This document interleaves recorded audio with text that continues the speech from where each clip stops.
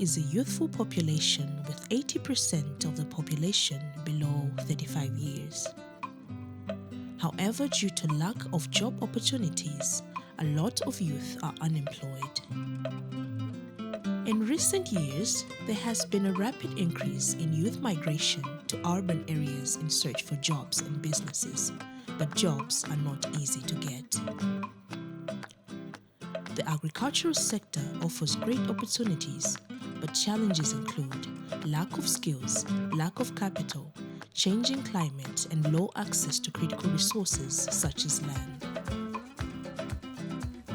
Due to these challenges, the youth indulged in other non-sustainable coping options like charcoal making and trading, which is driving environmental degradation. Furthermore, it was found that most youth do not find agriculture as an attractive venture for them, as it is mostly done at subsistence level. It is against this background that Maziko Youth Test Farm started the project to change this narrative by helping, motivating, and mobilizing youth in Malawi to start a farming business. Angellah is the project officer for Maziko Youth Test Farm, and she gives more insight on the motivation and implementation. The project is run by Conserve Benefits in partnership with Youth Foundation. It started in 2021. So far, we have managed to train 35 youth farmers, of which 15 are graduating today. We train them on smart agriculture and horizontal rearing, beekeeping, fish farming, and also we train them on livestock management for sustainable agriculture. So far, we have seen that after the construction of our warehouse, all the produce that we are producing here are being kept there. And also we have managed to construct the mushroom house, of which we will start harvesting in December. And also we have seen that with the second cohort, which are graduating today, there's more potential because the number has increased with the 10 more students, of which in the future, like in 5 years coming, we know that there will be more than that, because even the community have received that with a hard welcome, of which they have seen that maybe those who are just staying in their community without doing anything, they have found something to do.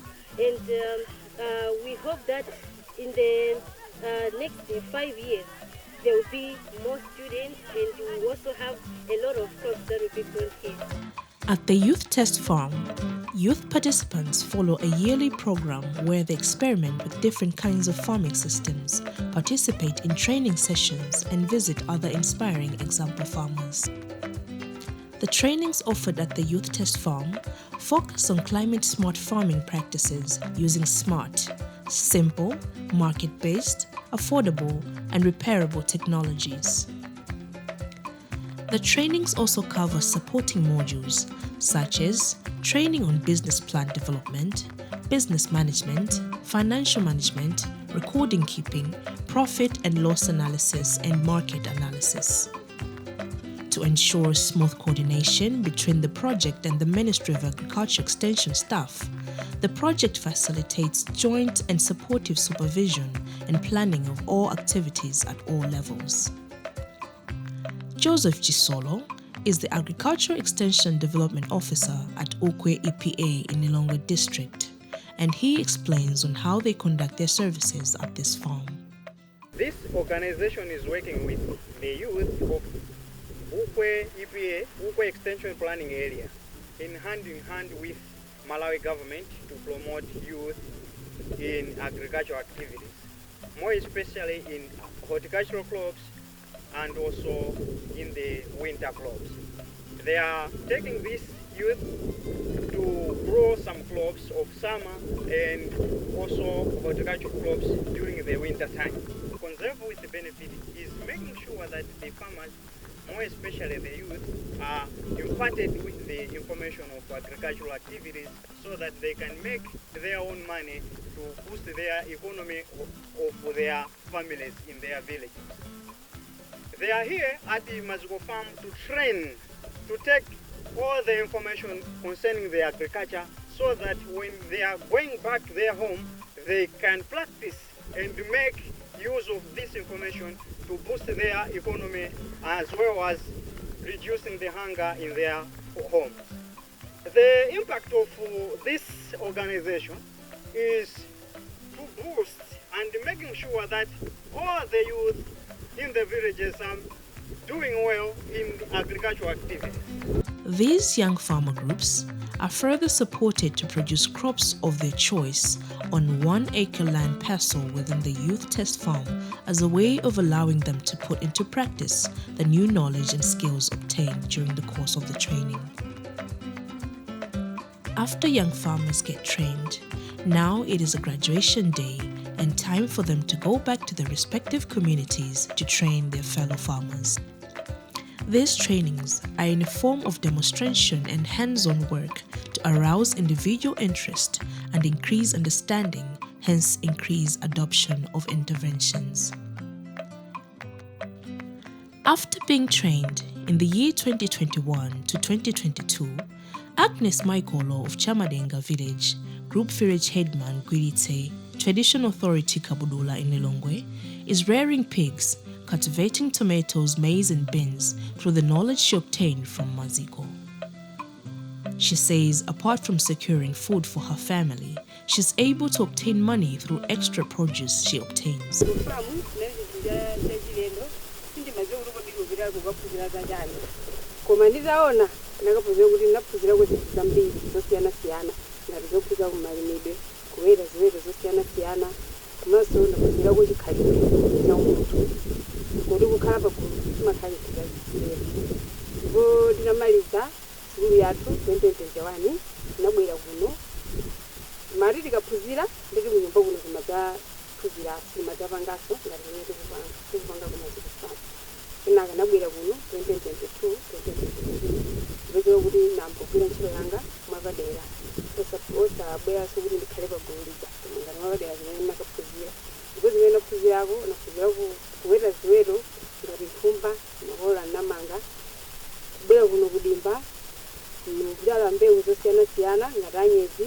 tomato, masunyemba, kunje ziravo, karoti, nishimanga. Zimene leo, oyamba malima, koma. Mango lima bimoso zo kuli zindi thandisa yani. Mandabira ku Maziko Farm, nakapuzira zimene kama jananga, kunga sulufi yana, kumaso kusamala eneo, moyo wanga wati kunditiku. Zimene ndaje kuli zothandisa kati ngoba eneo moyo wose.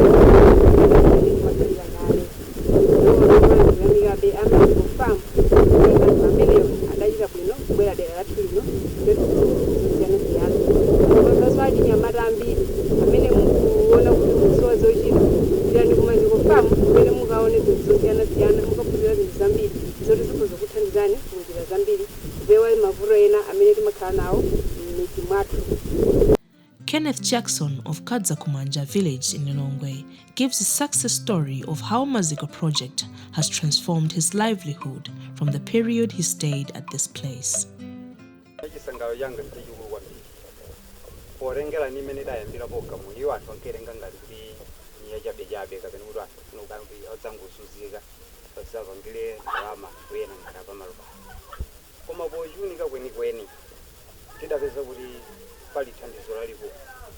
Tidapeza mapuziro osiyana siyana amene sitikada togwabeza kamene sitinabeze pa nthawi imene tayituvira ku sukulu ikutwa sukulu tayilekeze padera pa zikuwazi ndi chifukwa chimene yoyo tidaona kuti tidaona pologalamu ngati irabwera ngati kumafumu kuti akufunika anthu ngati Maziko Youth Test Farm yofuna anthu amene akangokhala oti mwina usuzochita ukana mwina pangayo popeza zombava chani zimizi wazikaphunzira za malimi ndikotero kudaona kuti nchothekera kubwera maloya tilobwera limasekera muli munthu angasibe njala ngakhale podatinza chinyama koma wena pita chionabe koma tidapulumuzire malikoto ake padakati tidatisekero chanchita umeteri malinga pobe chinthu china chake ndekuno kudaphunzira zinthu zambiri moringa kale nantira nikuvira kuna wake kuti ndikathandisa anthu pena kuti naphunzitse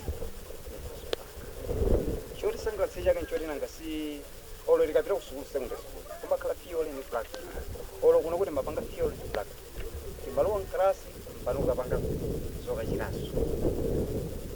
Ne mavirage tinambira kumunda tapanga za soya kalima kuchimanga kalima kontetsa kena kapula kamuka tapira kumadimba kuja kumari kuzitsa rere pangani majeni ma garden kuti khani mazadedi kuti zitenga mbeu za tunzi panga transformative kumene kumadimba ako nderi na viradi nkufika poti tapanga zosizi chazo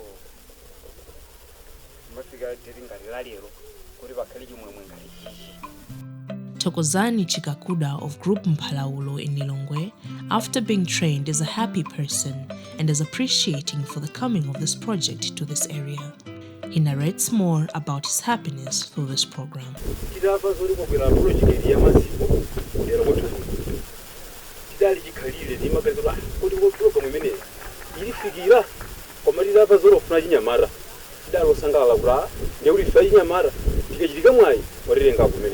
Kurika phuzire na ulimi wamakono mene wabwera kwa masiku ano mwamwayi tiraona kuti chalifikira kulenga panga maphuziro nkukhoza nkulilenga kuti lioyenera kubwera napa malopano tirayosangalala kwambiri ife anyamala masiku ano zochita ndi zambiri zimene zikusokoneza tangolengera zinthu zopanda pake nditira kubwera kuno nkuzambuphuzira ngati mapulogalamu ya za ulimi tinayamba ndi ulimi wathu koholi yoyambirira.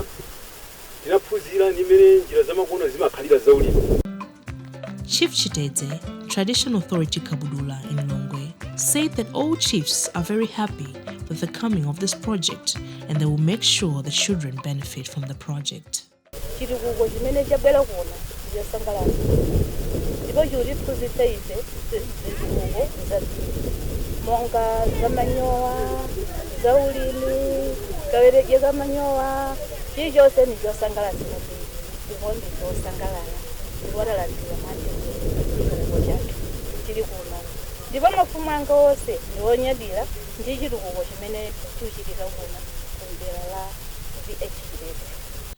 Having seen the positive impact of Maziko Youth Test Farm project, many people in Lilongwe have now started to book places for training. Young farmers are encouraged to actively involve themselves in these new adopted technologies. We therefore urge all Malawians to emulate and adopt what Maziko is implementing in Lilongwe district for the whole country to train young farmers to produce enough food, hence overcoming consequences of starvation and poverty on the country's economic growth.